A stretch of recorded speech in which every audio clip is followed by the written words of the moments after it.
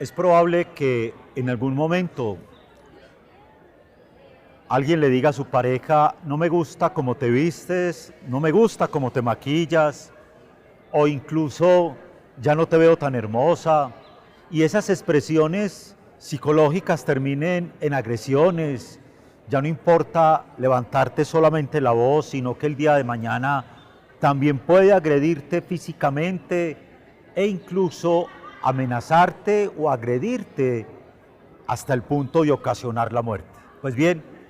el tema del feminicidio será la problemática que nos acompañe en este espacio de opinión de En Rojo y Negro. ¿Cómo identificar esas banderas rojas, esas alertas que todos deberíamos tener cuando de la relación entre víctima y victimario se trata?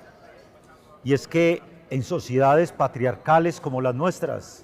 cada vez más la violencia verbal y la violencia física, las cifras no lo demuestran, terminan con la muerte o el feminicidio. Y como sociedad necesitamos crear conciencia crítica de una situación como esta. Por eso los invitamos a que en la siguiente nota conozcamos cómo en nuestro país, en nuestro departamento y en nuestra ciudad, unas cifras van creando alerta, pero sobre todo cómo identificar el feminicidio. La nota con la que iniciamos este espacio de opinión.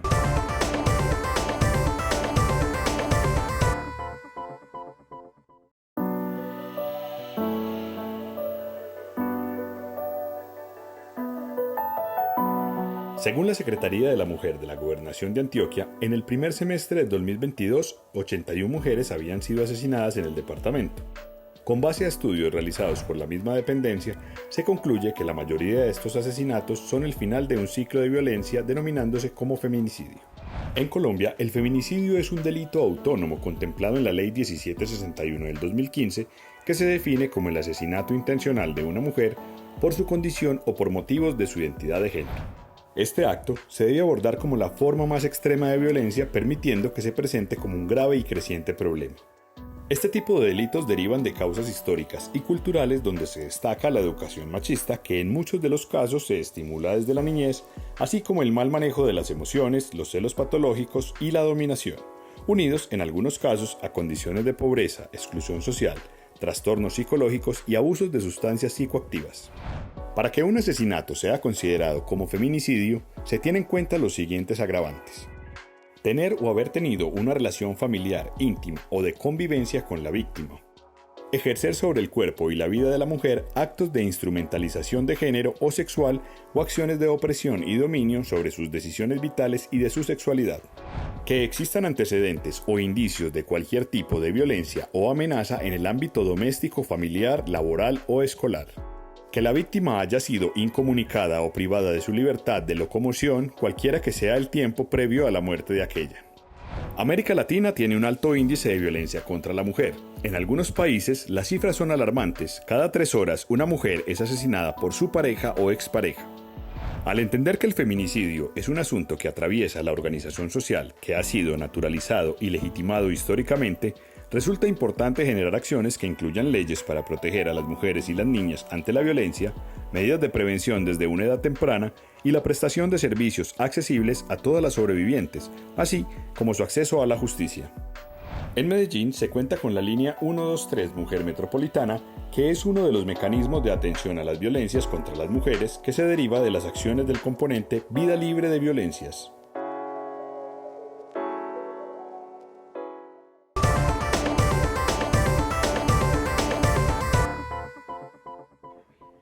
Como acabamos de ver en la nota, cuando del tema del feminicidio se trata,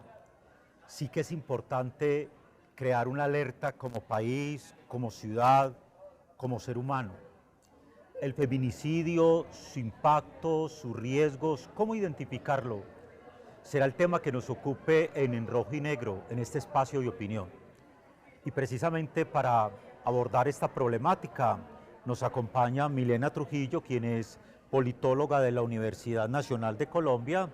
feminista e integrante del movimiento político de Mujeres Estamos Listas. Bienvenida, Milena. Muchas gracias. Y nos acompaña igualmente el doctor en psicología Juan Diego Arias, quien es docente investigador de la Universidad Católica Luis Amigo. Bienvenidos. Miren, empecemos un poco contextualizando. Por lo regular, cuando sucede violencia de género, hay expresiones como del común que dicen se lo merecía, se lo buscaba, es que así somos nosotros, es que esa es nuestra cultura. Y entonces casi que se nos va presentando en algún momento como ideas de que indiscutiblemente las mujeres o lo permiten o es algo que el agresor va identificando en ellas. Desde su experiencia en el movimiento, de su experiencia de vida, que ha ido identificando que cómo se va generando esa violencia.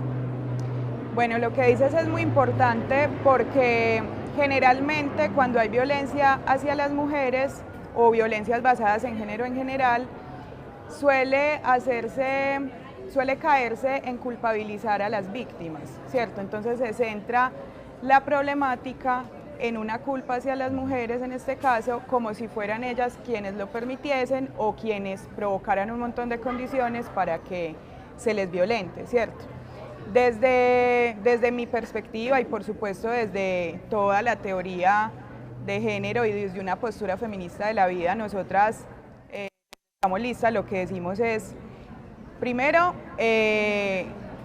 siempre y en todos los momentos hay que poner en el centro la vida y nunca va a ser la culpable la víctima, ¿cierto? Y en ese sentido hay un montón de factores que nosotras podemos identificar que son señales de alerta y eso la Secretaría de las Mujeres y del municipio, del departamento y en general en Colombia deben trabajar en identificar esas señales de alerta y trabajar en su prevención, ¿cierto? Hay varias de ellas que uno podría mencionar, control por parte de la pareja, agresividad, ¿cierto? Y en términos generales, cuando hay una cultura machista que sustenta un montón de prácticas que nosotras denominamos patriarcales y violentas por parte de quienes históricamente han ostentado lugares de poder en la sociedad, que en este caso serían los hombres, pero sabemos que no todos los hombres, sino los hombres como sistema patriarcal, pues allí obviamente se van a generar situaciones de desventaja y ellos digamos que va a haber una situación de ventaja y de posibilidad para que se generen un montón de violencias hacia las mujeres, hacia nosotras, que están absolutamente naturalizadas. Entonces, desde ahí creo que incluso hay que empezar a desnaturalizar todas esas señales para en últimas desnaturalizar esa violencia hacia nosotros. Juan Diego, cuando uno se ubica como en el contexto que nos plantea Milena, todo empieza con un golpe, con un grito, probablemente con un atropello a la autoestima, ¿cierto? O sea, la violencia también psicológica, todo aquello. Y nosotros, desde las investigaciones en las que usted ha venido trabajando, ¿cómo identificar dónde hay violencia o simplemente dónde hay mal genio de la pareja, dónde hay simplemente una circunstancia que en un momento determinado no puede o debería ser considerado como violencia de género que puede llevar al feminicidio? Muy bien, yo creo que antes de hablar de violencia en contra de la mujer, hay que hablar de violencia a nivel general. Somos el resultado de sociedades violentas, agresivas, donde creo que se le ha dado una hipertrofia a la agresión. Entonces, cuando es una constante la reacción violenta en cualquier escenario, bien sea en la pareja, en la familia,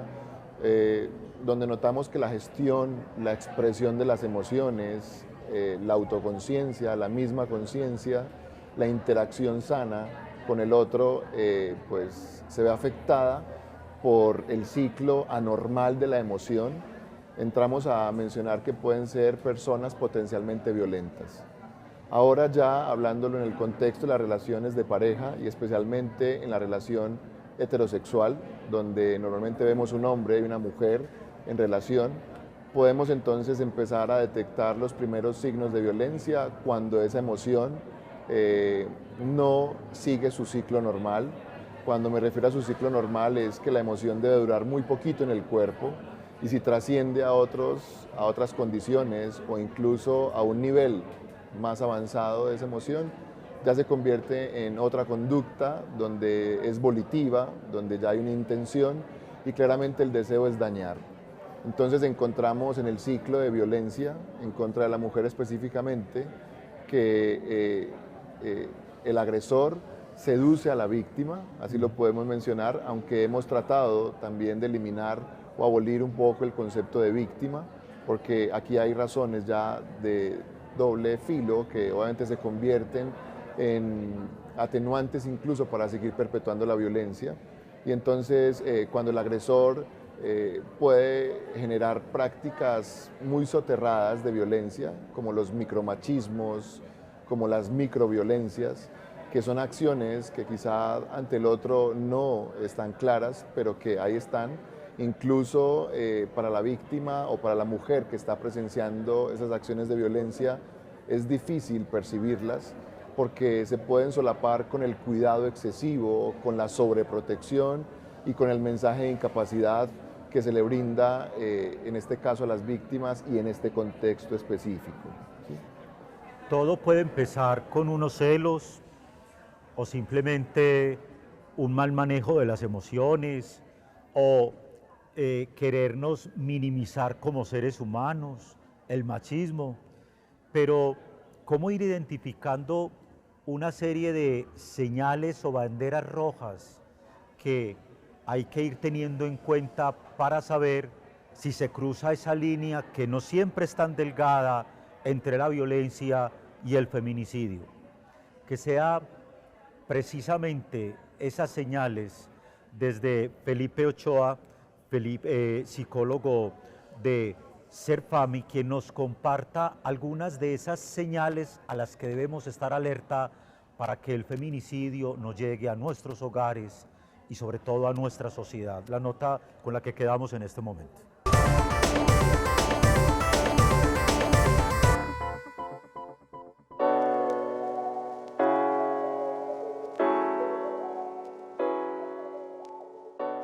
Las principales violencias que se deben identificar son las relacionadas a la práctica del machismo como tal, entendiendo que el machismo tiene una configuración donde la mujer es posesión del hombre y desde allí se desprenden una serie de prácticas que lo ubican en un objeto posesivo. Entre estas prácticas de violencia está la violencia económica, por ejemplo, en donde se tiene control total o parcial de la actividad económica de la mujer, lo que puede comprar, lo que no puede comprar. De ahí se desprende entonces el control de su cuerpo a partir de la vestimenta, cómo se puede vestir, cómo no se puede vestir, el control de su círculo social, incluso su círculo familiar, que a veces se ve interferido por la dominancia del hombre en no puedes contar esto, no puedes hablar de esto, no te puedes referir a este tema. Incluso a nivel discursivo se va generando un asunto de minimizar a la mujer en sus labores, en sus quehaceres. Aparece también la violencia psicológica, en donde ya hay toda una estrategia de manipulación y de discurso que te va a hacer menos en tu historia como mujer y en tu presente como mujer. Y la violencia verbal pues como tal, son diferentes tipos de insultos y esto va a ir escalando. Las igualadas hablaban de esto, de que el machismo escala y la violencia contra la mujer va escalando de a poco a violencia física y culminar en un feminicidio. Es de aclarar también que la mayoría de las veces los feminicidios, por no decir todas las veces, ocurren en manos de personas cercanas a las mujeres, sus parejas, sus familiares, sus amigos. Entonces también desde allí detectar que si estas personas están ejerciendo este tipo de violencia, pues ya es una señal clara de alarma.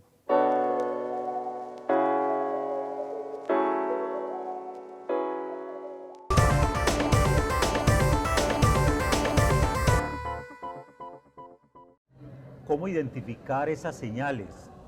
Pero sobre todo, Milena, también desde su punto de vista y con su experiencia en los diferentes movimientos, ¿cómo siente usted que estamos en políticas de Estado para que efectivamente el feminicidio pueda ir mermando? Porque es que cifras que nos dicen en América Latina las más recientes, 15 feminicidios por día, lo que equivale en el año a 5.360 más o menos feminicidios en América Latina, es una cifra que nos tiene que poner a pensar. Estamos ante políticas serias de Estado, hay leyes que realmente protejan, o todo queda a tenor de una denuncia que muchas veces quienes denuncian dicen no se ve tan evidente en lo que les puede permitir el cuidado de su vida. Bueno, pues creo que ante políticas de Estado muy precarias y muy escasas es como nos encontramos en este momento. A nivel latinoamericano, como veíamos ahorita en la nota, hay un aumento de los feminicidios, incluso desde la pandemia, cuando muchas mujeres se encontraban necesariamente 24/7 con su agresor quizás, y como también se ha dicho, es una violencia que escala, es una violencia que es el fin último de un montón de violencias, de un ciclo de violencias. Entonces, si no se trabaja en la prevención y en la atención de esas otras violencias, es muy probable que se llegue a un feminicidio. Acá en Medellín, particularmente, nosotras desde la Concejalía Colectiva de Estamos Listas, lo que nos dedicamos a hacer es un control político precisamente a cómo la administración está llevando a cabo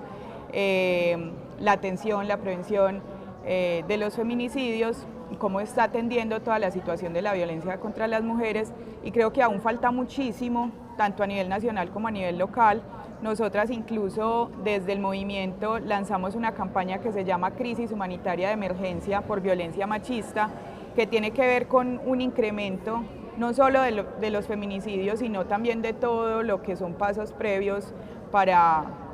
quizás llegar a un feminicidio. Entonces hablamos también de desapariciones de mujeres, hablamos de acoso sexual en incremento. En este momento hay un montón de universidades en crisis precisamente porque las chicas no aguantan más y están cada vez denunciando más estas violencias.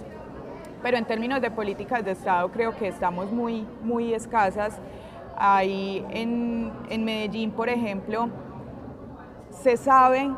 que hay unas comunas, por ejemplo, donde es más común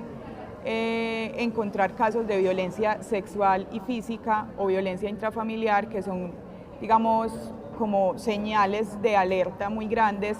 para tener en cuenta y prevenir feminicidios, y es precisamente en estas comunas donde más hay feminicidios. Estamos hablando de la comuna 10, por ejemplo, de la comuna 2, de la comuna 7, hay varias comunas allí que tienen grandes índices de feminicidios, y si se tiene en cuenta que además hay unos presuntos agresores también con unos perfiles identificados, las parejas o exparejas sentimentales son de los primeros, también personas cercanas, pero también vemos feminicidios como el sicariato, por medio de sicariato, o feminicidios por la condición de lideresa social. O sea, hay un montón de móviles también que acompañan los feminicidios, pero esto ni se investiga ni se previene. Pero en general el sistema está pensado mucho en términos de revictimización de las mujeres que denuncian, ¿cierto? Entonces llegas, denuncias, se topan con un sistema o que no les cree o que las pone a hacer miles de trámites, o que incluso una vez juzgado el caso las pone ante situaciones absolutamente revictimizantes, como vivir con su agresor o darle la custodia de sus hijos al agresor, etcétera. O sea, son un montón de barreras y también un montón de prácticas muy violentas a nivel institucional, que es algo también que hemos venido denunciando desde Estamos Listas, esa violencia institucional, esa no atención, esa no prevención, y una vez atendidas, esa violencia que se ejerce desde los organismos institucionales. Cuando la escucho pienso en una palabra en la que usted, Juan Diego, ha participado como en investigaciones y demás, varias sus publicaciones, y es desde la mirada del agresor, ¿cierto? Desde la mirada del victimario. Toda esa mirada de la nueva tragedia colombiana a la que nos acercamos, precisamente fruto del feminicidio, que ha arrojado en las investigaciones desde el perfil del victimario, es decir, de aquel que va creando casi que un modus operandi que al final termina o en feminicidio o en situaciones casi que sociópatas, por decirlo de algún modo. ¿Qué decir sobre eso? De los perfiles de los feminicidas se ha dicho bastante, especialmente con lo que mencionó ahorita la compañera, hay un componente georreferencial para entender las múltiples causas del feminicidio. Entre esas múltiples causas encontramos un perfil que hoy nos ocupa bastante y es el perfil normalizado de feminicida, no el perfil antisocial de feminicida, sino el normalizado. Este perfil no tiene antecedentes de conducta antisocial ni tampoco se puede diagnosticar a partir de un trastorno de la personalidad antisocial o una psicopatía. No obstante, a estas personas se les puede entonces catalogar como unos feminicidas normalizados, dado que generan unas crisis catatímicas donde las emociones se posan sobre la razón y lo que se hace entonces es generar un acontecimiento extremadamente y escalofriantemente violento. Incluso se ha llegado a calcular que los feminicidas a manos de feminicidas normalizados pueden ser más atroces que los feminicidios a causa o a manos de feminicidas antisociales. Entonces, urge seguir investigando sobre el perfil normalizado en los feminicidas, donde hay múltiples causas o múltiples factores que gatillan este comportamiento eventual o este comportamiento situacional. Como les digo, hay muchos que ni siquiera tienen antecedentes criminales y logran desarrollar un feminicidio. Esto claramente va en vía de la educación emocional, o al menos requerimos educación emocional en todos los sectores de nuestra sociedad, nuestra ciudad, nuestra cultura y nuestro país y en el mundo en general. Creo que es una urgencia. En esta medida podemos ir paliando un poco los efectos de la violencia extrema a cualquier, obviamente, contexto o a cualquier individuo, para entonces ir casi que mitigando la forma en cómo nosotros nos relacionamos con nuestros pares, incluso en este caso con las mujeres, que creo que hay unos factores muy heredados de licencia para maltratar a la mujer, que creo que se dan dando de generación en generación y son naturalizados, tal cual como lo venimos presentando aquí. Entonces, ante cualquier alarma, ante cualquier signo o situación de esas, lo mejor es entonces ir reestructurando las relaciones, porque desde el principio obviamente se va a saber cómo esta persona puede llegar a configurar un comportamiento agresivo o extremadamente violento. Eso nos lleva a, Milena, como a poderle contar a nuestros televidentes, bueno, hay una serie de campañas desde la administración, desde los diferentes colectivos, por supuesto, de las consejerías de mujer, que lleven a que efectivamente podamos ir identificando la violencia para la prevención, o aún estamos lejos. Quiero decir lo digo desde este punto de vista. La mujer dice, no me puedo separar porque ven por mí completamente, o sea, me quedaría sin casa, me quedaría sin con qué alimentar a mis niños, sin arriendo. Lo que quiero decir es que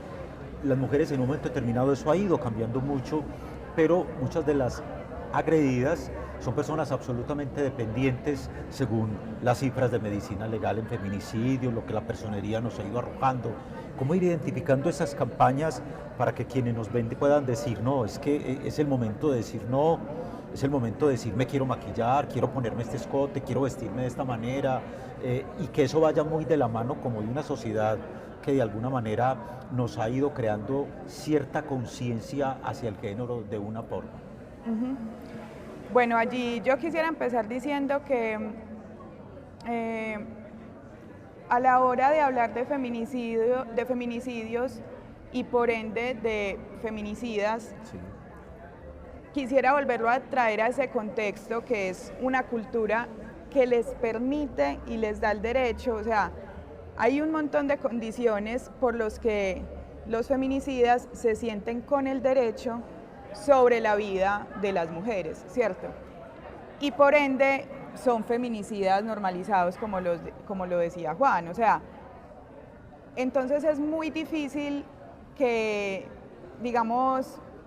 se ponga en un plano de locura o de persona rara a un feminicida, cuando realmente lo que pasa en su mayoría de los casos es que son personas comunes y corrientes, pero como decimos muchas feministas, son hijos normales del patriarcado, ¿cierto? Son personas que toda la vida han tenido unas posibilidades para estar por encima de las mujeres en muchas situaciones, en situaciones sociales, situaciones familiares, situaciones políticas, etcétera. Entonces, en la vida cotidiana, sea de pareja o no, porque no solo hay feminicidios pues en términos de pareja, aunque son muchísimos, son la mayoría, pero entonces en términos generales se sienten con ese derecho y se sienten por encima. Hay un montón de campañas que hablan de cómo prevenir estos feminicidios. Yo creo que a nivel institucional, desde Medellín y desde Antioquia, con la campaña de Vida Libre, el programa de Vida Libre de Violencias, pues se ha avanzado. Se vienen presentando varios programas que tratan la prevención y como en términos pedagógicos enseñarle a la mujer a detectar esas cosas,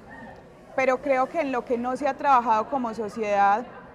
pues es uno, priorizar esos temas para darle mayor presupuesto a nivel institucional. Yo lo mencionaba ahorita, puede haber buenos programas, pero sin presupuesto se evidencia que no es una prioridad para la administración municipal o distrital, en este caso la atención o la prevención de estas violencias. Y en otro sentido, no hay un trabajo serio por hablar con los hombres como pares y por trabajar con una población que es la mitad, que son los hombres, en términos de cómo prevenir y educarles para que no hagan ese tipo de cosas. Entonces esa tarea le queda a la mujer cuando es la novia, cuando es la mamá, cuando es la hija, de enseñarle a su hijo, a su novio, a su pareja cómo tratarle, cuando a nivel social se le vienen permitiendo un montón de cosas y no se ataca la raíz también del problema. Entonces aún estamos muy crudos como ciudad para atacarlas y pues aún falta muchísimo para que la vida de las mujeres esté en el centro de la acción pública y de la acción política. ¿Escucharon eso? Aún falta mucho para que la vida de las mujeres esté en el centro de la vida pública, de la vida política, para que se convierta realmente en una alarma que lleve a políticas de Estado. Y eso nos lleva, Juana, que en las diferentes, y a modo como de retos, esas diferentes investigaciones aplicadas en las que usted ha participado, de pronto algún testimonio de esas familias o de esas mujeres que han sido víctimas y que podamos traer a colación en este espacio. Claro que sí. Una de las investigaciones que realizamos fue con víctimas de feminicidio. Trabajamos con las familias de las mujeres y realizamos una autopsia psicológica, tratando de determinar cuáles fueron los móviles o las múltiples causas o múltiples factores que se agregan al momento entonces de un feminicidio. Claramente las familias y sus voces, todo este sentimiento que se pudo expresar en este momento, serviría muchísimo de modelo, de ejemplo, incluso de alarma, cuando alguna situación violenta o agresiva se esté presentando en las vidas tanto de las mujeres como de los hombres. Porque pienso que es un fenómeno generalizado. Admitir que solamente existe una violencia en contra de la mujer, de alguna manera es invisibilizarla también. Hoy estamos frente a acontecimientos violentos, estamos, diría yo, que estimulados y informados, es a partir de ahí, de esos contextos donde se provee la violencia, donde se naturaliza, donde se refuerza, donde se mantiene. Entonces creo que es muy importante visibilizar estas voces, visibilizar las narrativas, visibilizar las experiencias de familias, de personas que han transitado por este fenómeno del feminicidio o incluso de las violencias basadas en género. También es muy importante educar emocionalmente a nuestra población en todos los niveles. Hoy yo no veo en la escuela una cátedra, yo no veo en el colegio tampoco una cátedra, ni tampoco en la universidad una cátedra que nos hable obviamente del enfoque de género, de prevenir las violencias basadas en género, de qué es lo que sucede obviamente con las mujeres, pero qué es lo que sucede con los hombres. Hoy también hablamos de un aumento de la misoginia, de la misandria en el caso de los hombres, que pueden ser factores que pueden llevar tanto a un feminicidio como a un viricidio. Claramente esto está puesto ahí y creo que el arma más poderosa que tenemos para hacerlo es a partir de la educación. Una vez eduquemos y nos eduquemos sosteniblemente en estos temas y también en estos fenómenos que son sensibles, que son humanos, que son más cercanos de lo que parece, porque créanme que todos hemos interactuado con una familia, todos somos producto de una relación entre un hombre y una mujer, y claramente hemos podido también notar cómo esa cultura refuerza ciertos acontecimientos propios del individuo, y creo que ya es hora de ir